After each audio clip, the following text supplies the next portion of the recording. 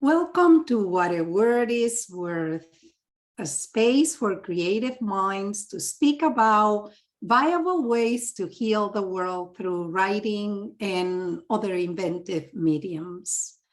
I am your host, Marianela Medrano, founder of Palabra Training Center, where we give words as medicine. And my guest today is David Ebenbach, writer, teacher, and poet, and many other things, author of How to Mars, a title I really like, and his latest poetry collection, What's Left to Us by Evening, another wonderful title. Welcome, David. Thank you so much for having me. I'm delighted to be here. Yes, I remember our reading together a few years ago, and I was so taken by your poetry, and now your latest book. Well, we're gonna talk more about it, but thank you for being who you are. You too. It's really So wonderful. yes, so David, your website tells us that you are chronically preoccupied with the human condition. My question is, has writing alleviated that preoccupation? And do you subscribe to the idea of writing being a healing balm? Hmm. To start with the latter part, I certainly do. Writing has helped me think through many confusing and complicated things in my life and in the world. I don't know that I'll ever get to the end of the preoccupation because there's so much complexity, so much mystery, so many strange things about being alive and being in society and among people. So I think if I wasn't writing, I would be buried under all of that. But with writing, I at least can keep moving and having discoveries and growing and perhaps gaining a little bit of wisdom. But there are always more questions, always more things I don't understand and don't know. Right. So that's why we have to keep writing and reading. And speaking of that, when you look back, how did you come to seeing writing as that place of refuge, will you say? And how did you come to that? It took a while. I mean, I think when I've been writing since I was a little kid. Mm, But when I was a little kid, it was mostly sort of adventures and, I was writing stories that had twisty plots and mm, things where there are big surprises at the end. And maybe sometimes I was writing about political issues, but it was sort of removed from it to an mm, extent. Um, but poetry, the more I worked on that in high school, in particular, it took a while for fiction to also take on this quality, but poetry in high school became a place where, I mean, the things about breakups and teenage mhm. confusion and love and all that. It's such a natural environment to be exploring those things. And then in college, fiction started to be able to do that for me too. Mm, I had the realization then that you actually can write a story that's not factually true, but that is emotionally true. mm, And mm, that therefore you can learn a lot about what it means to be alive and what the challenges are and how to deal with them. mhm, So it was sort of gradual and step by step. But mm. now, and it's not only about healing for me, but now almost all of it has some element of coming to grips with the world. Yeah, and transforming, right? The things that um have you, I don't know if you have thought about this, but is there a difference between the genres and your ability to um, grasp more or see more? Is there, I know that you just said that you discover, that not only poetry will get you there, but is there one that particularly is more revealing Mm. than others? I would say not really. No. The biggest division between genres I feel is between Mhm. very long stuff and Mm, shorter stuff. So, for example, novels feel really different to me than short stories and poems. And short stories and poems feel more similar to me. It feels like one thing that I can do with the short stories and poems that is sort of helpful is to admit that I don't know things and to just explore a little bit, face whatever it is, and not always come out with an answer, but come out having looked right at it, having looked in the darkness, having turned on the flashlight for a few moments.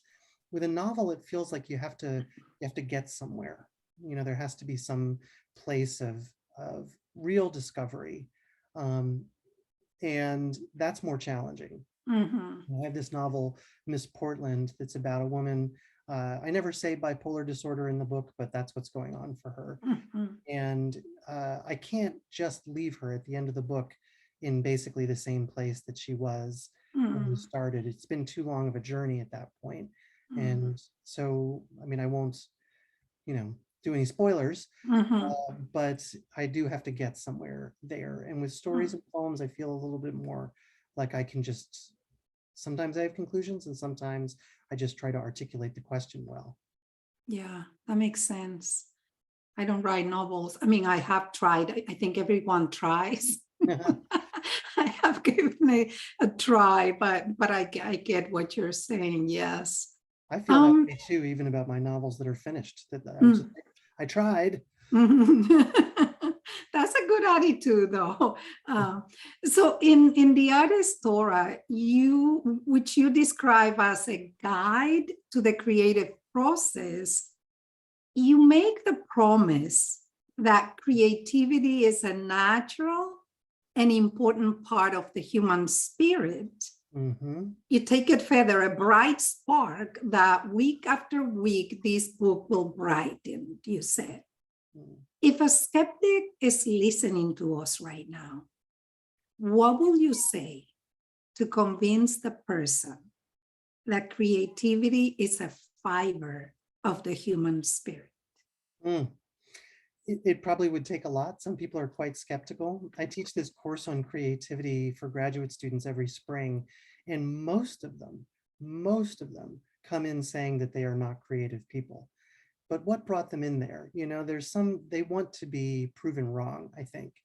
And as we go through this semester, we look at all sorts of things, theories and ideas, but I also lead them through trying it out, and doing different things. We do exercises in class. They do exercises between class. They're just trying on creativity. And of course, they discover that they have a place in it. There's this author called Edward Clapp, who has this book, Participatory Creativity, that I love.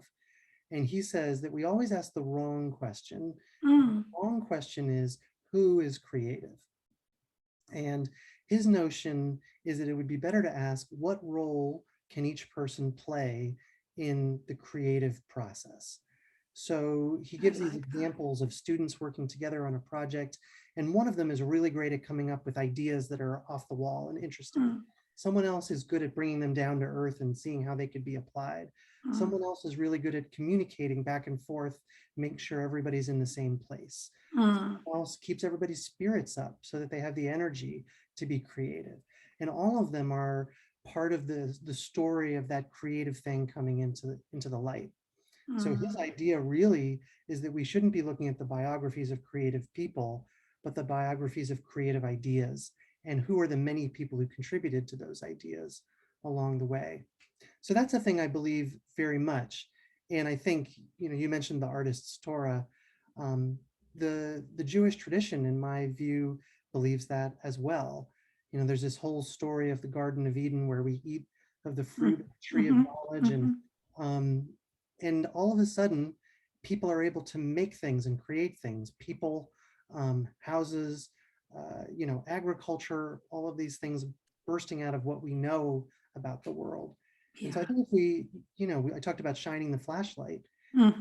If we really know ourselves and the world, there's no doubt in my mind we can participate in the co-construction of the world. What I'm thinking or hearing here is the idea, fostering the idea of belonging Mm, right? Like if, so if important. when we belong, then anything is possible. So in the classroom, you're saying, I mean, because you teach, one way to get people to that is the sense of belonging and having a voice Hmm. into the experience. So So important. Belonging yeah, is important for so many things, yeah, for staying in school, for achieving in school, for being yeah, creative, for taking risks. yeah. And of course, the thing that's really terrible is when we ask questions like, who is creative? Hmm. It's not random who gets left out of that, you know? That's It's like, important, right? you know, Can you it say becomes, more about that? Who, yeah, yeah, you know, who gets it ends out up of it? being people like me, white men who end up being told, well, you're the creative one, maybe white women sometimes. Yeah. But it's all these people, you know, if you come from a public school that's underfunded, then everybody in the room might be getting told, hey, you're not that creative, just Mm-hmm. try and get a job and you're done. And so we systematically are leaving out people of color, Mm-hmm. people from lower sexual socioeconomic status, Mm-hmm. people where there might be language barriers, you know, Mm-hmm. in communication. So it's bad enough that we're leaving people out. It's even worse that we're leaving people out systematically. Absolutely. I'm so glad, David, that you're speaking about this because, you know, in these days, there is so much preoccupation for teaching and bringing diversity and equity and inclusivity Mm, into classrooms, into companies, into you name it. And yet, you know, what the majority of people are doing is creating a problem and not giving the solution. Because I think, you know, with Ruth King, I will say, which is someone who has written quite a bit about this, is that, again, you know, I mentioned belonging. It's like the thing is, how do we teach belonging? How do we create an atmosphere of belonging? And it's so important, right, that you as a white man, you're having this perspective, you're holding this space for your students. mm. This is so Well, it's yeah. crucially important. And Mhm, I should say my job is partly teaching in the classroom, undergraduates and graduates, but it's partly working at the teaching center at Georgetown, mhm, where we work with faculty and graduate students on their teaching. And one of the teams I'm most active on is our inclusive pedagogy team, mhm, because we see, I mean, Georgetown is a school where students go on to do amazing things. mhm, But when you mhm, ask students about their experience, there's a mhm, lot of folks who feel like they don't belong. In fact, I used to say, you know, I would have students come to my office and say, I'm the only one here who feels this way. And I would say to them, well, you're the 20th person who's told me that today. So I don't think that's true. mhm, So there's this kind of general feeling of not belonging. But again, it's not random either. It's mhm. systematic. Yeah, right. So you see, in particular, you know, you see Black students at Georgetown feeling like, I don't know if this Mhm, place wants me here. mhm, These first generation students, mhm. students with disabilities, et cetera. So um, we need to be paying attention to this because the schools are not doing what we think they're doing. Yeah, If yeah. you sort of look at it as anytime a student pulls away or underperforms or doesn't get involved, well, they're making an individual choice. You know, Mhm, they're, you know, not quite ready. But mhm, we're not looking at the whole picture and how mhm. folks are systematically being made to feel like they don't really belong there. It's not fair. Right, right. So we have to create classrooms where Yeah. people see that the knowledge they bring is valuable, Mhm, you know, the questions they ask, the contributions they make, mhm, that we wouldn't be a good, we would be broken and not whole without each mhm. one of those students. Exactly.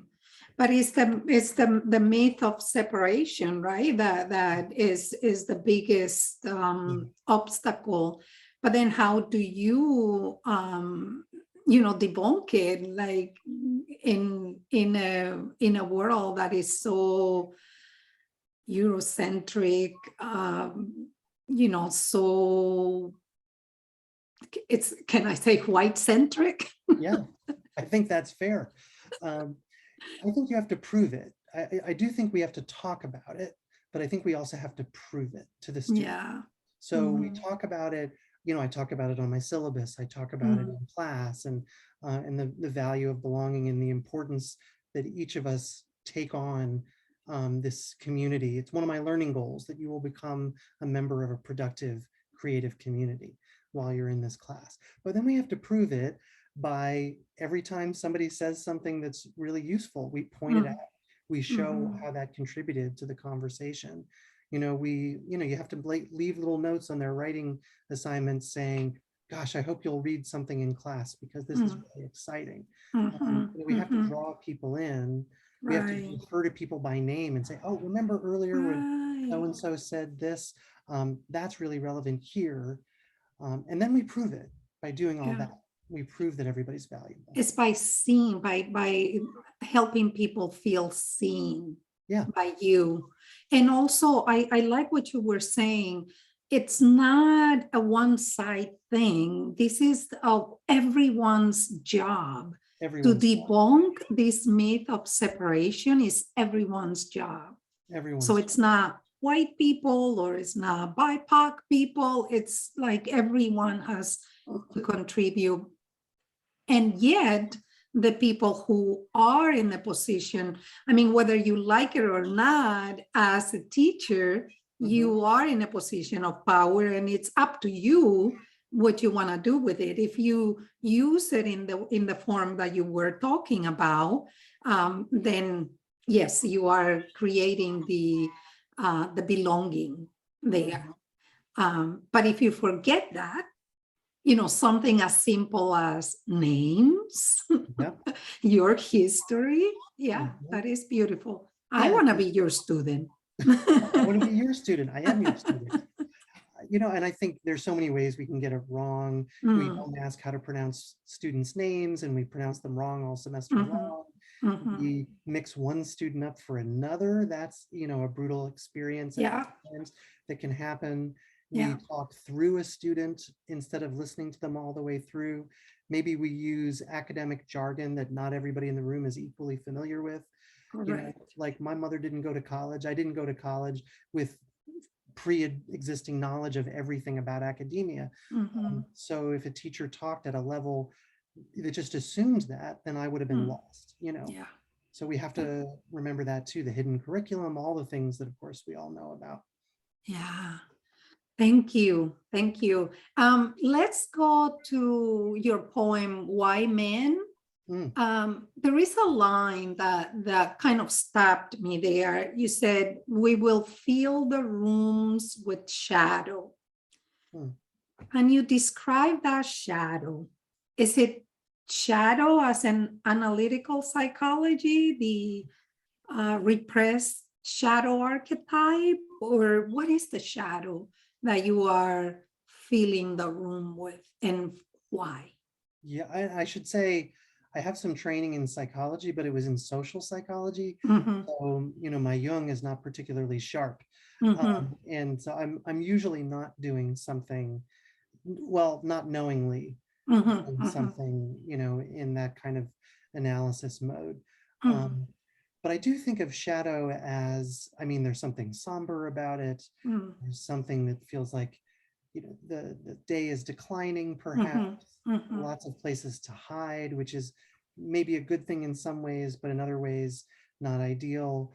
And, the whole poem is a sort of spoof of X-Men, which is this sort of superhero academy that mm-hmm, produces these superheroes. And this is an academy for people who are not sure what their purpose is. And so mm-hmm, they're why men. Um, mm-hmm, and their rooms are fitted with extra walls. They sit in the cafeteria in silence. There's no front lawn of the mm-hmm, everything is a back lawn. mm-hmm. Um, and so I'm trying in that, You're playing with that. yeah, and to talk about isolation and Mm-hmm, disconnection. mm-hmm, mm-hmm. So the shadow points to that, Yeah. that disconnect, that, yeah. When I was asking this to someone the other day in another interview, I'm always curious, when you look at that poem, do you feel that the poem did what you wanted the poem to do for you? Mm. It's a tough question because I think the answer inevitably has to be yes and has to be no. Mm, And what I mm. mean by that is it For wouldn't what you were saying before, right? Like it's never done. The questions are, yeah. right. There's always more questions. And, Mm, it wouldn't be in the book if I didn't feel like when I read it, I was yeah. having the experience that I wanted to have. And if I Mhm, hadn't gotten feedback on it that felt like at least some people are having that experience. mm, On the other hand, now it's out in the world. Well, mm, I guess not quite. On October 6th, it's out in the world. yeah. And at that point, it doesn't belong to me anymore. Mhm, And it's going to do all sorts of things. And I don't have total control over that. I have very little control over it's that. true. So I try to arrange the words in a way that it forms a kind of script for an Mm, experience that I hope the reader will have. mhm, Inevitably, people are going to come away with different things.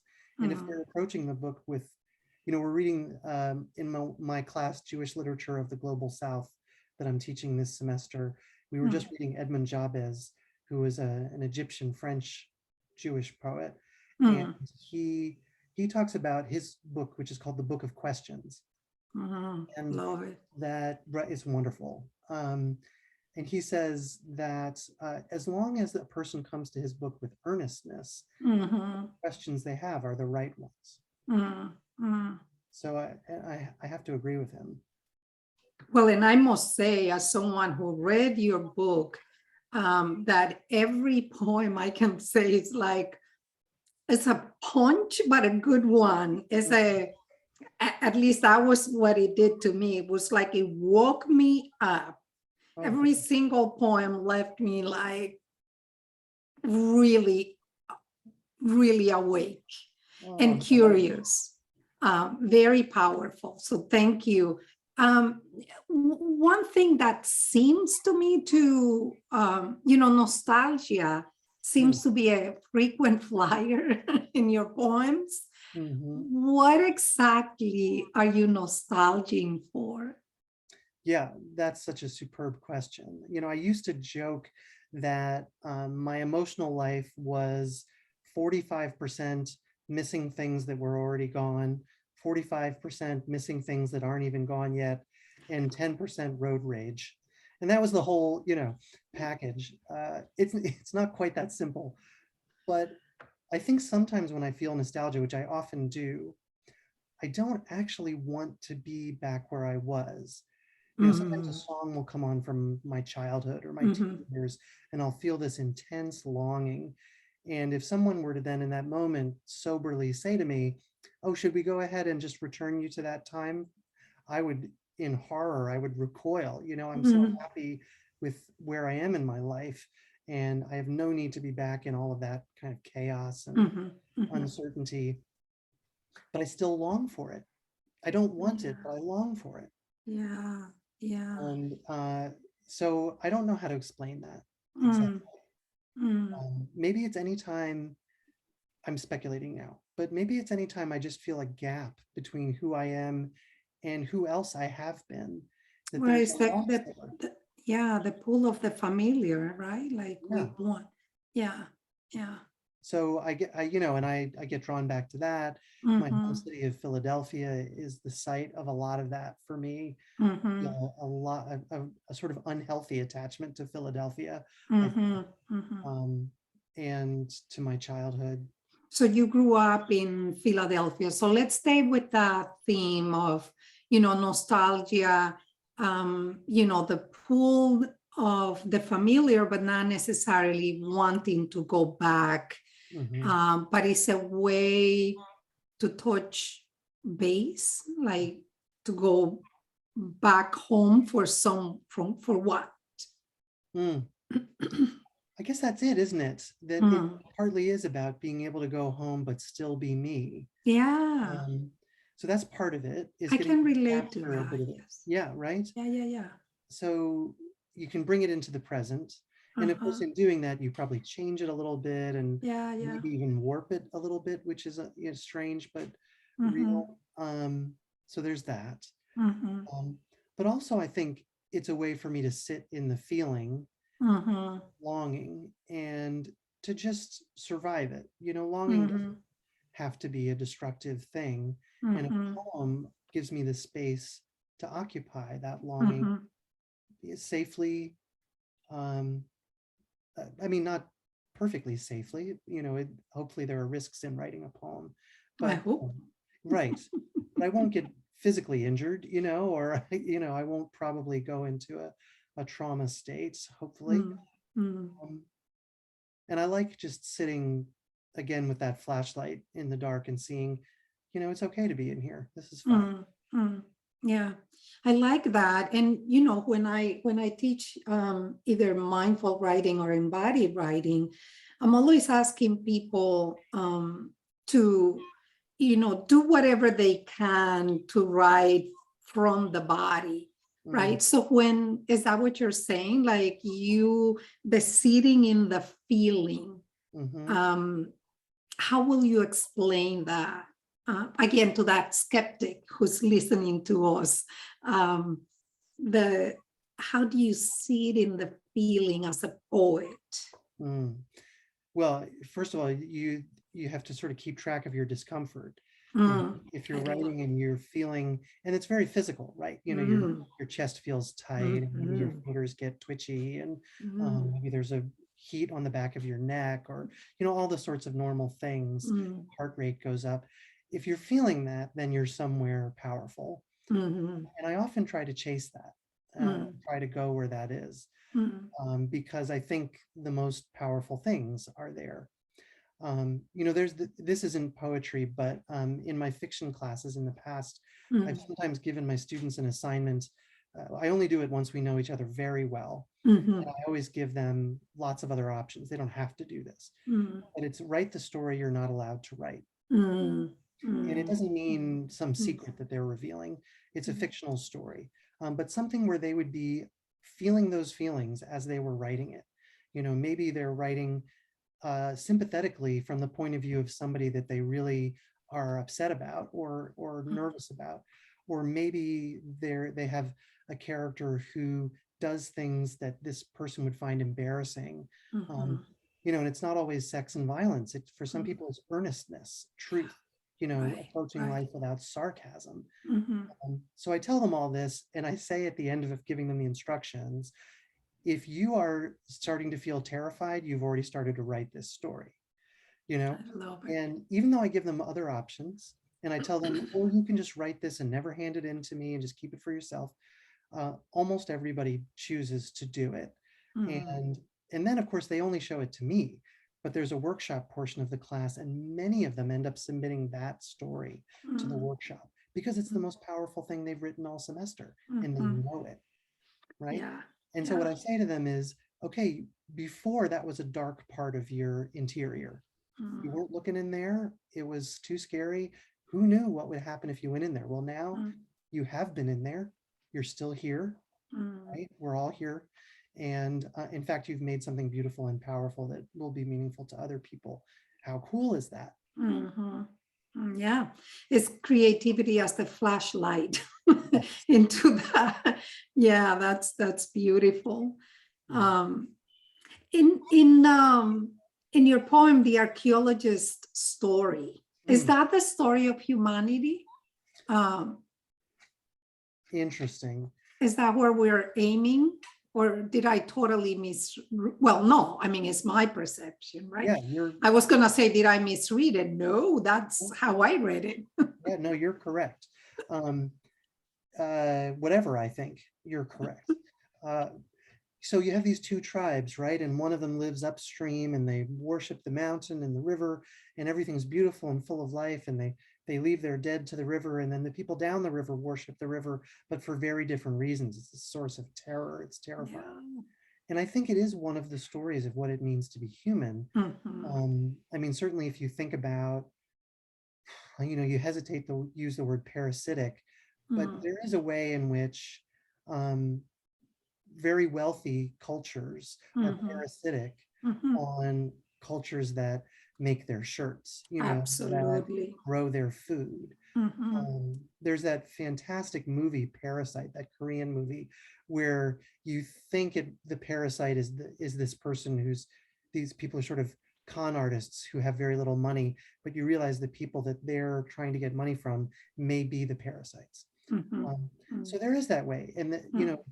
does our happiness have a cost Yeah. for somebody else? At the same time, I hope the poem suggests that even people who are suffering have joy in their lives and have meaning in their lives. And they Mhm. just have a different world that comes to them down the river. Mhm. And it may not be just, and we should probably change it. But that doesn't mean that their lives are meaningless right now. Mhm. They're Mm. constructing narratives around all Absolutely. the things that are happening, and those are valuable and important too. Mhm. And I think you achieved that, and that's why when I was reading it, I was like, oh my God, this is the history of humanity from different angles, is what Yeah, I thought. I love that. Yeah, it's really a very powerful poem. So I hope our audience is going to rush and get your book. Oh, Um, I won't say no. um,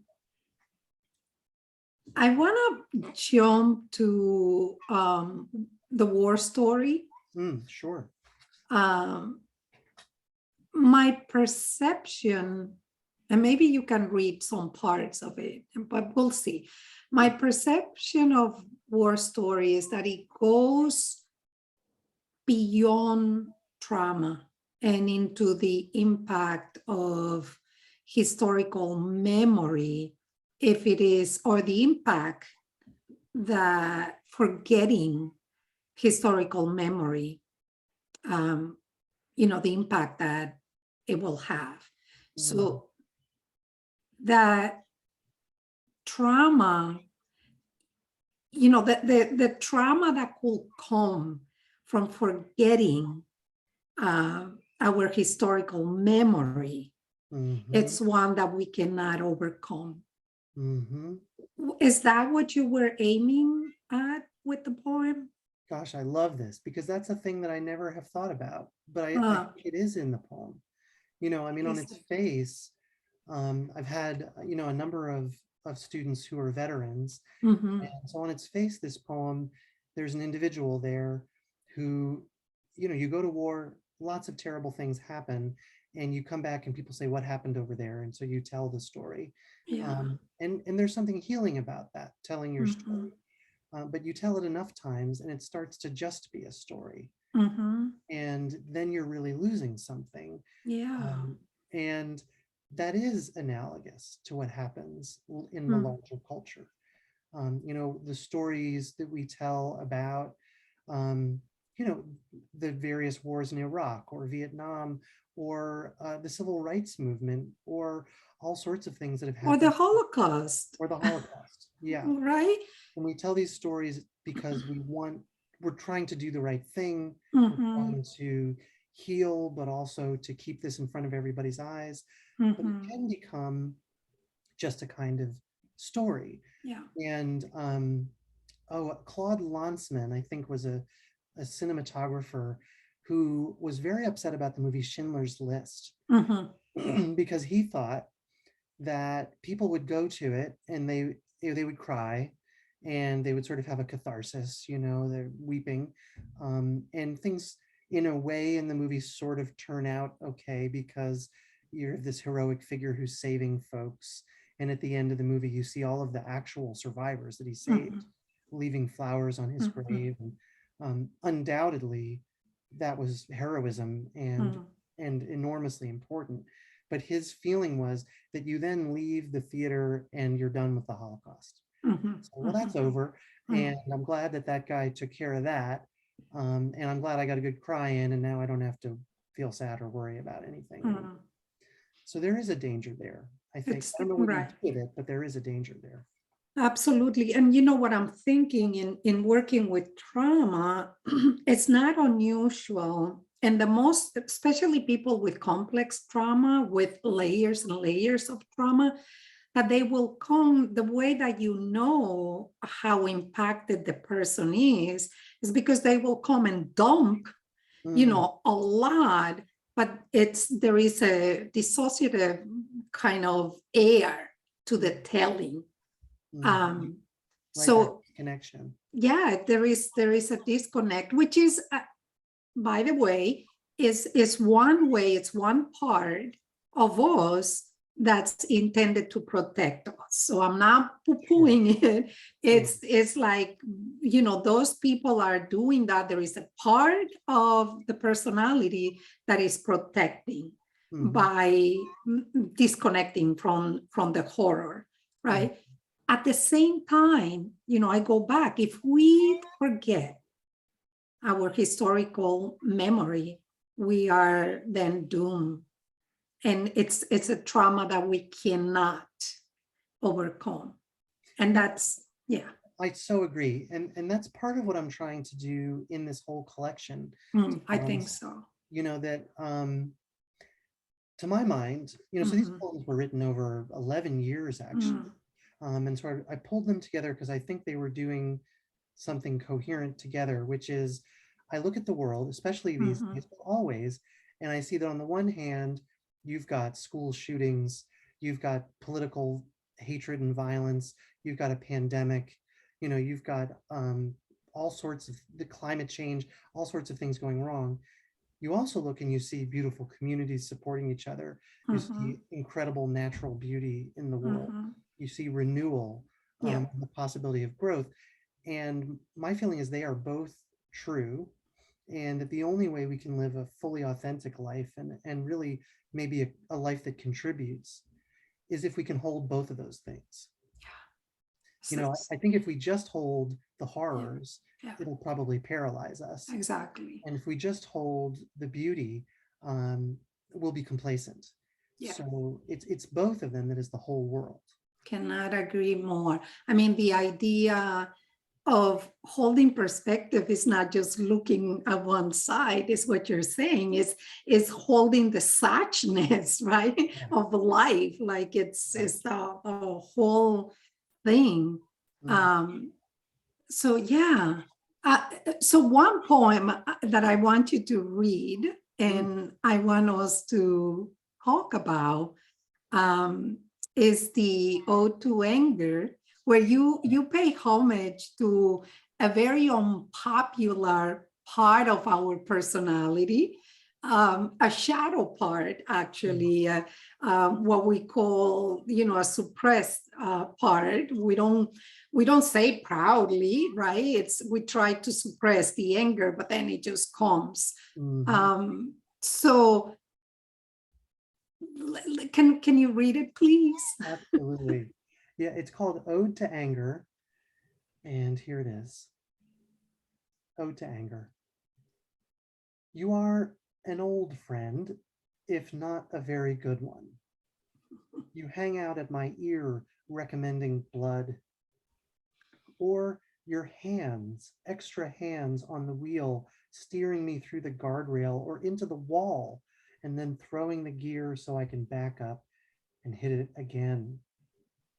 Not that you're outside of me, you're more like a tide in the brain carrying bad ideas, each one a sealed bottle to smash. Then you're the friend who bolts, me alone with a hand of shards. At night when things could be quiet, you return to hammer together a stage on my pillow and rehearse revenge tragedies where you get all the lines. That is so powerful. As I was saying to you before, I must borrow that poem to help people voice, parts of the personality that we consider unpopular, but that are there to protect us. And this is actually a good example. So as you read the poem, though, what are there revelations emerging for you about the not just anger, but about what is there Mm. in the container that is anger. Yeah, I think, I mean, first of all, I've certainly spent a lot of my life thinking about um, anger, because I think we all feel that at times. I had a therapist who, I'm not sure I completely agree with this, but I think she was right a lot of the time about this, Mhm, is that she said under all anger is sadness. I think mhm, maybe under most anger. mhm, Um, mhm. but so that's a thing I've thought about for a long time. But Yeah. writing this poem, I think what came up for me was realizing how seductive and in a way pleasurable anger is. You know, like your friend who is not a good friend, who gets you into all sorts of trouble and then is gone, and then you're stuck with a hand of shards. You sort of like, anger's cool. You want to hang out with anger. Anger's so interesting and, you know, and energetic. And there are times when it's absolutely justified, of course, and useful as a tool. But a lot of times it just shows up and gets you into all kinds of sticky messes and then disappears. And there you are trying to fix everything. Mm, Um, so I think that's what came up for me in the poem, is realizing the seductive power of anger. yeah. But you know, the other thing that I feel that you were able to capture in the poem is that and the energy of anger, which Mm, is so powerful. yeah. You know, as a therapist, I work with people to say, don't waste it. You Mm, know, is an energetic force that can create transformation. If mm, we know, you know, if the self then comes and mm, engages, you know, because the thing is, the self is calm, is compassionate, is clear. So when the self comes and grabs that energy of anger, oh my God, we can just create transformation. I And I love that. think that energy is captured. I don't know if can you hear the rhythm of that poem? Can you Mm, hear its own rhythm? mhm. Right? Yeah, Like it's so it's important to read poems out loud. yeah, yeah, Yeah, not just the reader, but although definitely the reader, but the poet as well, to make sure that it is what you want it to be. yeah. And that's there. Yeah. The force. It's not definitely it's not a flat voice, right? Like you cannot read it with a Mm. flat voice. I'm so, Try it and you'll see I can't do it. you are such a wonderful reader. I love hearing you reflect. Yeah, no, I can't wait actually to use it. I can, my next workshop is going to be with a group of students, and I can't wait to try it. Oh, Because one of the things that we do actually is to ask for different readers, especially because we want to find the rhythm, and the people do that. You know, mm-hmm. you'll see it, how like a poem like this, 100% certain that we're gonna hear the energy that I'm talking about, that is in the like the peaks in the poem. Mm-hmm. I'll Well, let you know. please do. I would love to hear how that goes. um okay, can we talk about another one of your poems that We'll talk about as many as you want. I wanted so badly to have written it? Your cashier today was self. Oh yeah. Oh my God. That's what we call a found poem, right? Mm-hmm. Yeah, I was in a So, grocery store. yeah, My receipt said your cashier today was self, you can make that one up. right? And of course, it normally, you get that kind of receipt every time you go to the grocery store, but it normally says the name of the person who was interacting with you and helping you get these groceries paid for and together. Um, but that day when it was self, I just thought, and then I became this whole meditation on how so many things now are like that, that we really turn to ourselves, and not just in a self-reliant way, but in a turning away from others kind Yeah, of way. yeah, That there's so much about our society now that makes it harder to interact with other people. And I wrote Yeah. that before the pandemic, when, Huh. now, of course, there are all these additional barriers, A different, yeah. but But this has been going for a long time. Yeah. right. But one of the things, this is one of the poems also where I heard nostalgia for Mm, a connection and meaning. mm, Like nostalgia for connection and meaning is what I heard. mm, And kind of I was wondering, okay, is it telling me that the landscape of humanity is desolate, that the intersection of technology and self is a desolate landscape? What can you say? I think you could make an argument there. Yeah. I'm thinking about, compared to 1912 when there was the flu and nobody could see each other because when you're trapped in a house, there was no Zoom and there was no telephone. So the technology can, of course, bring us together. Also, Mhm, so many people have apps that enable them to stay in touch with family all over the world, or mhm, friends, social media.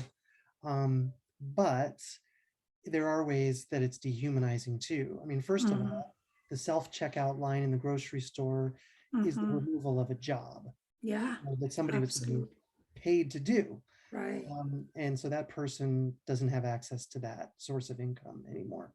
Second of all, it's a loss of a conversation or a whole lot of conversations every day with somebody who you may not see them again, or you may see them, or in fact, if it's your neighborhood, you may see them a lot and Mhm, then develop a kind of a relationship, and that's gone.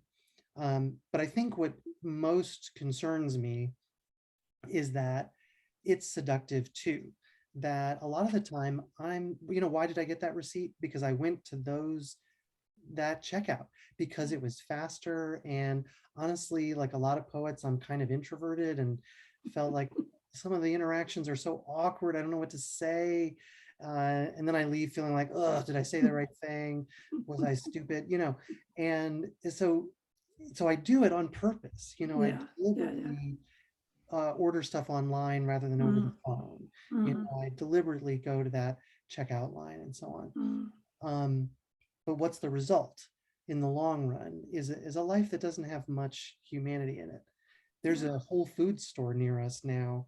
I don't know if you have one of these near you where Mm. it's like this, where you just go in and you scan in with your app, and then you go just take whatever you want off the shelf and you put it in your bag, and you go home, you scan out on your app, you just say, I'm leaving now.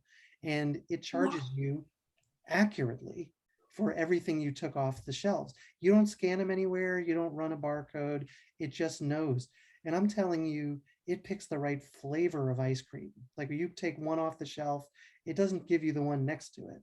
It Excuse my French, that is freaking me out. Yes. And then if you look up, what the deal is about every foot and a half, there is a camera hanging from a wire over your head. And I mean, it's a grid of cameras, 1.5 feet by 1.5 feet.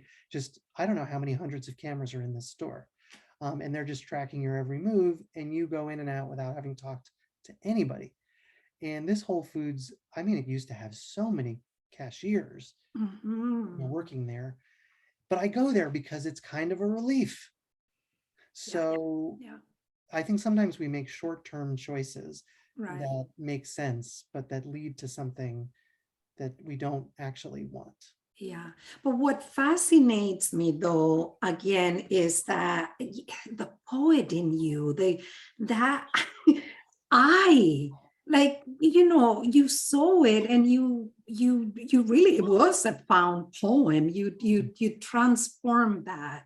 Mm. And of course, you navigated this whole reality that you're describing now. Did you know this thing about, was that store there when you wrote the poem? No. No, so Okay. that represents a kind of an acceleration even And of, accelerate, well, that's the creative mind, right? That sees right? beyond.